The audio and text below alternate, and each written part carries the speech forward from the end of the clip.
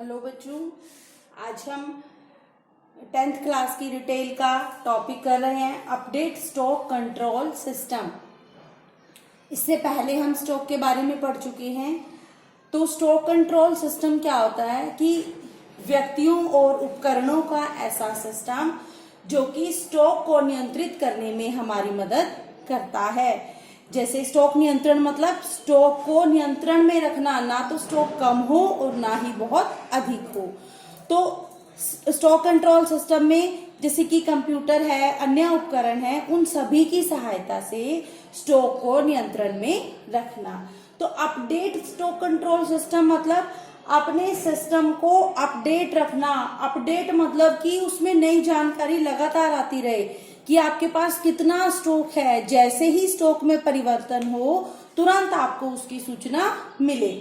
तो अपने stock control system को अपडेट करने के लिए, सही जानकारी लेने के लिए हमें इन चीजों का ध्यान रखना चाहिए। इसमें पहली है बारकोड तकनीक का इस्तेमाल करना।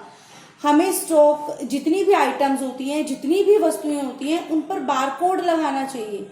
तो बारकोड क्या होता है? आपने वस्तुओं के पीछे देखा होगा कि ब्लैक और व्हाइट लंबी लंबी ऐसे लाइनें लगी होती हैं, इस तरह की ऐसे लाइनें लगी होती है ब्लैक व्हाइट। तो ये होता है हमारा बारकोड वस्तुओं का। तो बारकोड को जब हम स्कैन करते हैं, कंप्यूटर के द्वारा स्कैन करते हैं, स्कैनर के द्वारा, तो क्या होता है उसकी सारी जानकारी हमारे कंप्यूटर में आ जाती है। तो जिससे कि हम स्टॉक के बारे में आसानी से जानकारी प्राप्त कर सकते हैं। तो उनको अपडेट करने के लिए स्टॉक को हमें बारकोड तकनीक का इस्तेमाल करना चाहिए। जैसे ही वस्तु बिकेगी उसकी तुरंत सूचना हमें मिल जाएगी। नेक्स्ट है कर्मचारियों को ट्रेनिंग देना।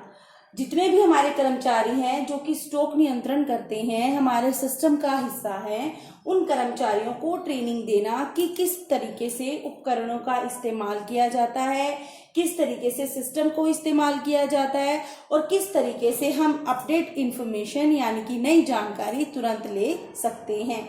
कर्मचारियों को ट्रेनिंग देना कंपनी के लिए एक खर्चा नहीं बल्कि कंपनी के लिए एक संपत्ति की तरह होता है। क्यों? क्योंकि ट्रेंड कर्मचारी हमें बेहतर रिजल्ट दे सकते हैं। नेक्स्ट है मोबाइल और कंप्यूटर तकनीक का इस्तेमाल करना। हम स्टॉक कंट्रोल सिस्टम को अपडेट करने के लिए, उसके बारे में नई जानकारी लेने के लिए मोबाइल और कंप्यूटर तकनीक का इस्तेमाल कर सकते हैं। जिससे कि स्टॉक का रिकॉर्ड रखना, उसके बारे में नई इंफॉर्मेशन अपडेट रखना हमें आसान हो जाएगा।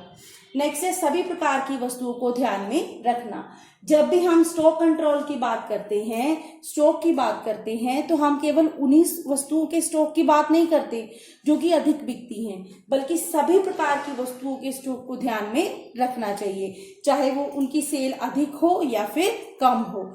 जरूरी नहीं है कि अधिक सेल वाली ही पूरे स्टॉक में होनी चाहिए।